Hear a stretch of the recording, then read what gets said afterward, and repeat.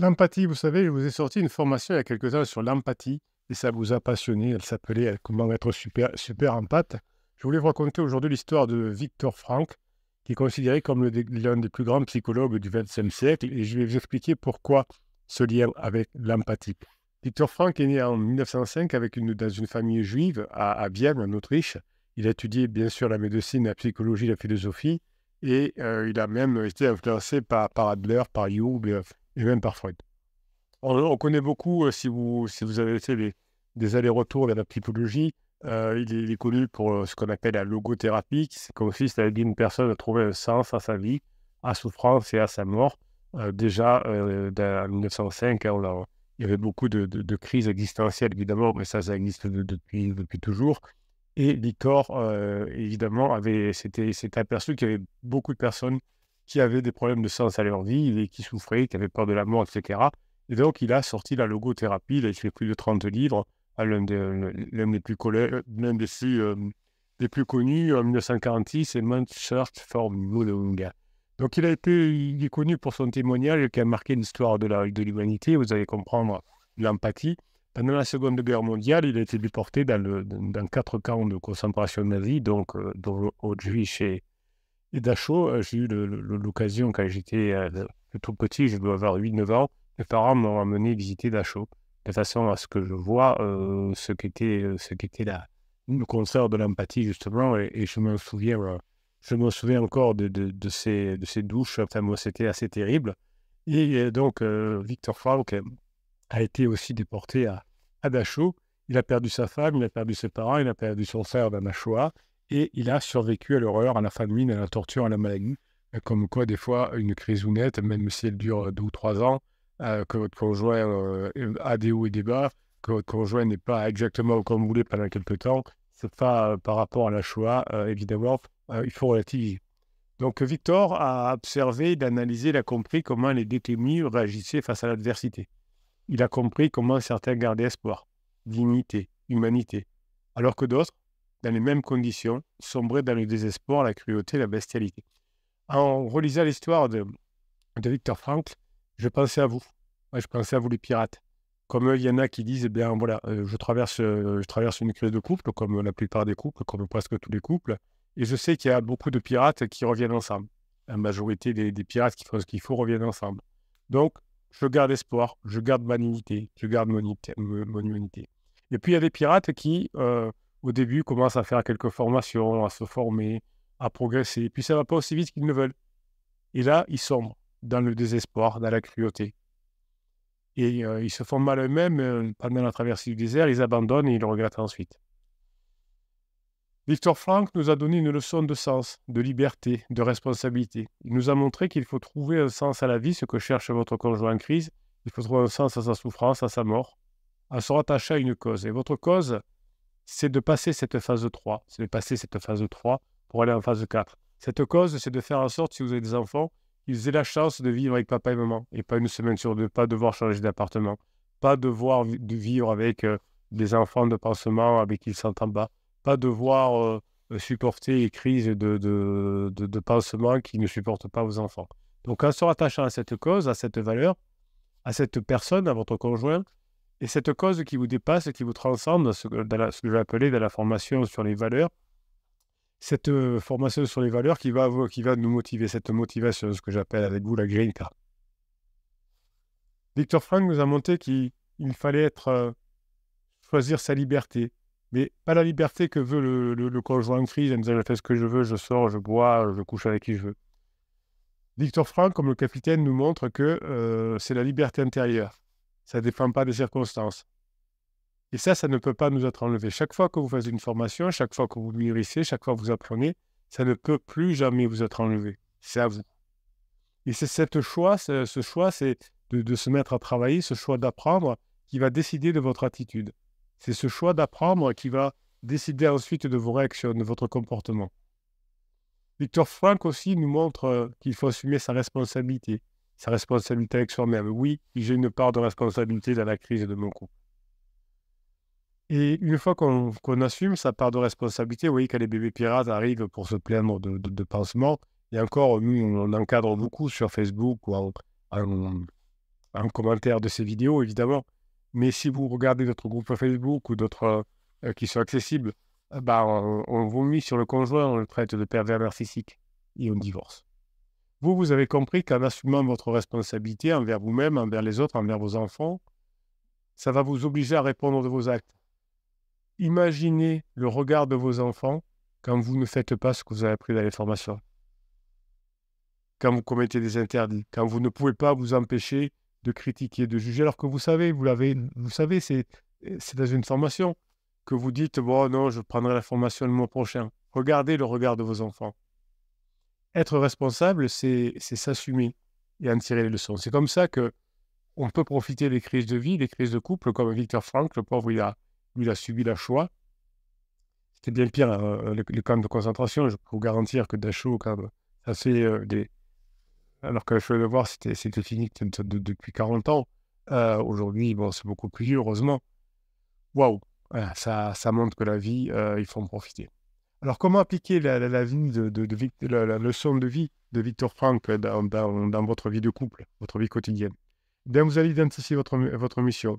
Oui, tous les couples traversent des crises. C'est pas pour autant que je ne vais pas réussir. Je demande quel est le sens de ma vie. Est-ce qu'il vaut mieux changer de conjoint tout le temps, ou je suis ensemble depuis 15 ans avec mon conjoint, on se connaît, est-ce que ça vaut pas le coup de passer ensemble cette crise? Quel est le but de mon existence? Quelle est la raison de ma présence sur Terre? Trouvez tout ce qui vous passionne, ça vous permettra, pendant la crise, de ne pas perdre votre temps. Trouvez tout ce qui vous anime, tout ce qui vous rend heureux. Viktor Frankl nous montre que l'empathie, c'est s'engager dans ce qui vous tient à cœur, ce qui vous fait vibrer, ce qui vous fait grandir. Et Viktor Frankl nous apprend à exercer notre liberté. C'est presque l'inverse de Criseux qui va avoir pansement. Quelles sont les choses que vous pouvez contrôler? Quelles sont les choses que vous ne pouvez pas contrôler dans votre vie? Pour l'instant, vous ne pouvez pas contrôler la crise existentielle de votre conjoint. Vous pouvez juste créer des conditions pour que ça se passe bien et qu'à la fin de la crise, vous soyez encore ensemble et que même vous soyez en phase 4. Acceptez ce qui ne dépend pas de vous, sans vous résigner, sans vous plaindre, sans vous révolter. Viktor Frankl nous le dit. Quand on est pris à Dachau, quand on est pris à Auschwitz, on ne se résigne pas, on ne se plaint pas, on se révolte contre ces pensées négatives. Changez ce qui dépend de vous sans vous laisser influencer. Vous ne pouvez pas changer pour l'instant la reconfiguration du cerveau de votre conjoint pendant une crise. Mais vous pouvez changer le contexte. Vous pouvez continuer à apprendre. Vous pouvez ne pas vous laisser décourager. Vous pouvez avancer sans vous laisser corrompre. Grâce aux formations, vous apprenez à assumer votre responsabilité. Vous vous demandez quelles sont les conséquences de votre choix, de vos actions, de vos paroles. Avant de dire quelque chose, vous allez y réfléchir, vous aurez préparé l'après-midi. Vous aurez trouvé des sujets sur le monde, sur les autres, pas sur votre conjoint, pas sur vous, pas sur le couple. Et vous allez prendre au fur et à mesure des formations conscientes de votre impact, de votre influence, de votre pouvoir. Et tout ça va vous permettre de récupérer votre conjoint en agissant en cohérence avec vos valeurs, avec vos principes, avec votre éthique et avec votre éthique. Viktor Frankl est devenu l'un des meilleurs empathes du monde, un des meilleurs psychologues, un des meilleurs humains, je dirais. On peut se servir de l'histoire de Viktor Frankl pour avancer, pour comprendre et pour s'améliorer dans l'empathie. Cette empathie, vous allez la développer par votre travail et vous allez favoriser ce qu'on appelle le partage émotionnel à travers une partie essentielle de votre cerveau qu'on appelle le système des neurones miroirs.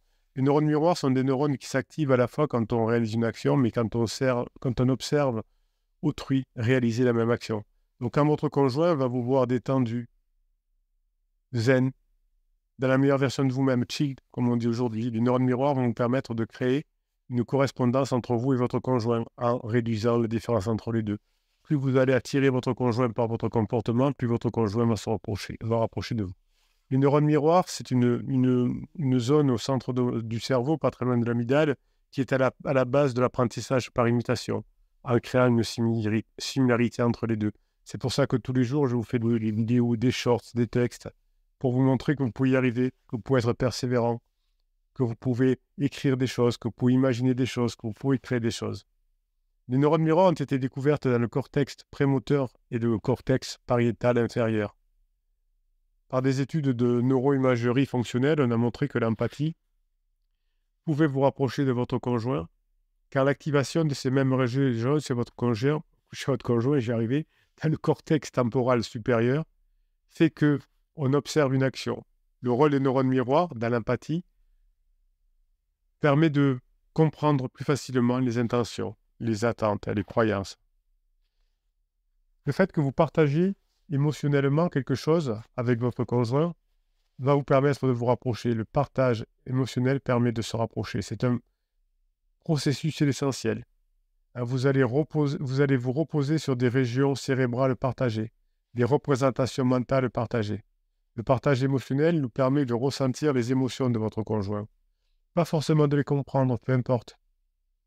Vous les comprendrez en faisant appel à la mentalisation si vous avez besoin. La mentalisation, c'est la composante cognitive de l'empathie. La mentalisation est la capacité à attribuer des états mentaux à autrui, comme des pensées, des intentions, des croyances, des désirs.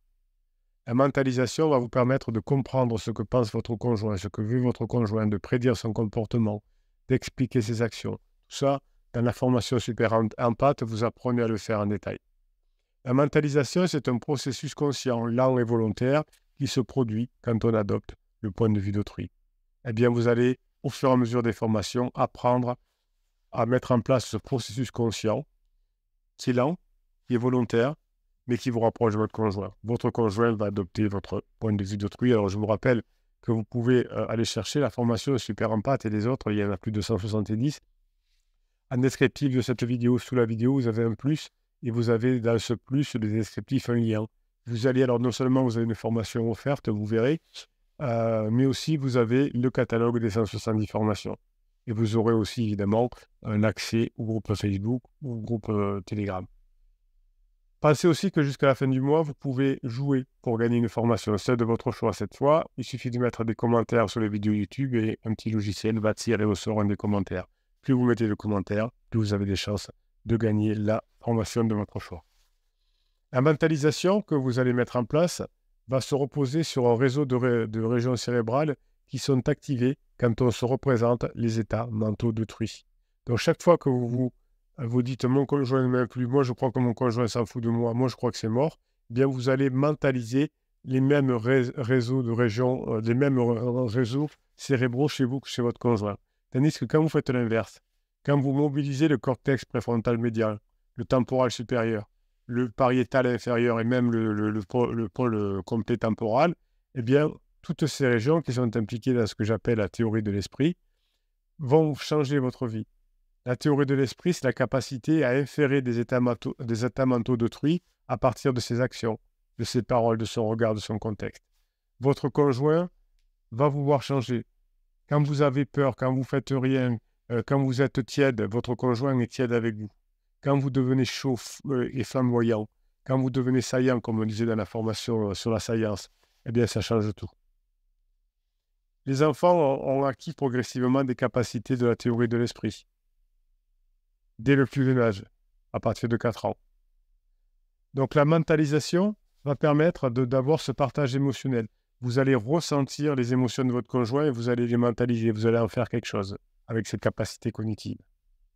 Cette mentalisation va vous permettre de comprendre les états mentaux d'autrui, mais pas forcément de les réguler. C'est avec vos fonctions exécutives, avec les formations que vous faites, en gros, les connaissances que vous mettez dans votre cerveau, vous allez pouvoir réguler l'empathie. Ces fonctions exécutives que vous travaillez chaque jour dans les formations sont les processus qui vont vous permettre de contrôler, de moduler, de résoudre les conflits entre les états mentaux de soi et d'autrui. Dans la formation Super Empathe, vous apprenez que les fonctions exécutives vous permettent d'adopter et d'adapter une empathie cohérente en fonction du contexte, en fonction de la situation, de la relation, de la culture. La culture de la formation, la culture du savoir, la culture des neurosciences vous permet de travailler maintenant avec vos fonctions exécutives. Elles vous permettent de vous protéger de vos biais cognitifs, des stéréotypes, des préjugés qui peuvent altérer votre perception et votre compréhension d'autrui. Si vous faites confiance à des coachs ou à Tati Janine qui vous disent qu'il faut laisser tomber, que ça ne sert à rien, que tout le monde divorce, ou que c'est simple, il suffit de faire un silence radio, il suffit de manipuler avec une lettre magique ou je ne sais quoi, ou un film moi je te suis, ben vous allez vous échouer. En revanche, quand vous allez mettre en application, comme disait Victor Frank, les fonctions exécutives, eh bien vous allez vous rapprocher. Aujourd'hui, en neurosciences, on sait que les fonctions exécutives vont reposer sur un réseau de régions cérébrales qui sont activées quand on régule l'empathie. Ce réseau, qui comprend le préfrontal dorsolatéral, le cortex cingulaire antérieur, l'orbitofrontal et le pariétal supérieur, sont impliqués dans l'attention, la mémoire, le raisonnement, la prise de décision, l'inhibition, la flexibilité. Eh bien, ces fonctions exécutives que vous allez développer, c'est de l'intelligence à l'état pur par les formations, eh bien, vont vous permettre de devenir un vrai empathe, c'est-à-dire de partager des émotions avec votre conjoint et de les comprendre, de les mentaliser. Au fur et à mesure que vous allez développer vos fonctions exécutives, qui sont un processus essentiel pour l'empathie, eh bien, vous allez à la fois maîtriser les représentations mentales adaptatives et les capacités de contrôle de vos émotions. Cette fonction exécutive que vous apprenez en vous formant, en apprenant, on ne peut pas les inventer, c'est en formant votre cerveau à fonctionner correctement, tout ça va vous permettre de réguler votre empathie et de la maintenir. C'est la motivation qui vous permettra de maintenir cette empathie. Vous allez vous engager, vous allez persévérer et les fonctions exécutives vont vous permettre de récupérer votre conjoint. La motivation, c'est ce qui va vous permettre de renforcer l'empathie par la récompense, le plaisir, la satisfaction, qui vont découler d'une relation épanouie. Chaque fois que vous allez apprendre quelque chose, chaque fois que vous allez le mettre en application, ça va donner des résultats positifs et ça va vous motiver. Quand on abandonne, quand on ne se forme plus, quand on n'apprend plus, quand on ne met plus de la nouveauté, eh bien le couple s'essouffle à nouveau. Et on traverse le désert et on dit « je vais abandonner ». La motivation repose sur un réseau de régions cérébrales qui sont activées quand on maintient l'empathie. Ayez de l'empathie pour vos enfants, ça vous motivera. Je vais sortir mes enfants de ce mauvais pas, même si mon conjoint est particulièrement désagréable actuellement. Je vais travailler sur ma motivation. Quelle que soit la traversée du désert, je vais traverser ce désert. Et la motivation est un réseau qui comprend le striatum ventral, le cortex préfrontal ventromédial, l'orbitofrontal aussi, et puis l'amygdale. C'est lié au système de récompense. Donc, votre conjoint va aller chercher un système de récompense à court terme qui va l'épuiser avec pansement, comme une drogue. Et vous allez chercher des stimuli agréables à long terme. Votre conjoint va chercher des stimuli de court terme, comme l'argent, le sexe, la nourriture, le social, l'alcool, la drogue. Mais vous allez travailler sur une motivation qui va se développer tout au long de votre vie. Mais il y a des rythmes variables. Pendant la crise de couple, au début, vous étiez au fond du trou. Et puis, vous avez eu la chance de rencontrer les pirates. Les pirates qui ont fait preuve d'empathie avec vous, qui vous ont aidé. Vous avez commencé à vous former, vous avez commencé à travailler vos fonctions exécutives et vous avez travaillé votre motivation. C'est cette motivation qui est un processus variable. Plus vous allez travailler, plus vous allez être motivé, qui vont faire que vous allez créer chez vous-même des représentations mentales valorisantes et des capacités de mobilisation de l'amour de votre conjoint. La motivation va vous permettre de maintenir votre empathie et petit à petit, vous allez agir. Agir dans le bon sens parce que vous aurez partagé des émotions, vous les aurez comprises, vous les aurez analysées, vous les mettrez en place avec ce que vous avez appris dans les formations avec les fonctions exécutives et vous allez rester motivé pour le faire de façon suffisamment longue pour récupérer votre conjoint. Victor Frank s'en est sorti des camps de concentration. Vous allez vous sortir de cette crise. C'est bien moins grave, mais ça donne autant de plaisir et de bonheur. Pensez à vos enfants, au regard de vos enfants, au sourire de vos enfants, quand vous aurez réussi à faire en sorte que le couple qui a été en difficulté ne soit qu'un mauvais souvenir et que le couple nouveau est né maintenant, en phase 4. Je vous souhaite la journée que vous méritez. On se retrouve dans le catalogue des formations indescriptibles de cette vidéo. Et puis, pensez à mettre des commentaires si vous voulez gagner aussi à la fin du mois votre formation gratuite par tirage au sort. Alors, il n'y aura qu'un commentaire tiré au sort. Mais pourquoi pas vous? Je vous souhaite la journée que vous méritez et je vous kiffe grave.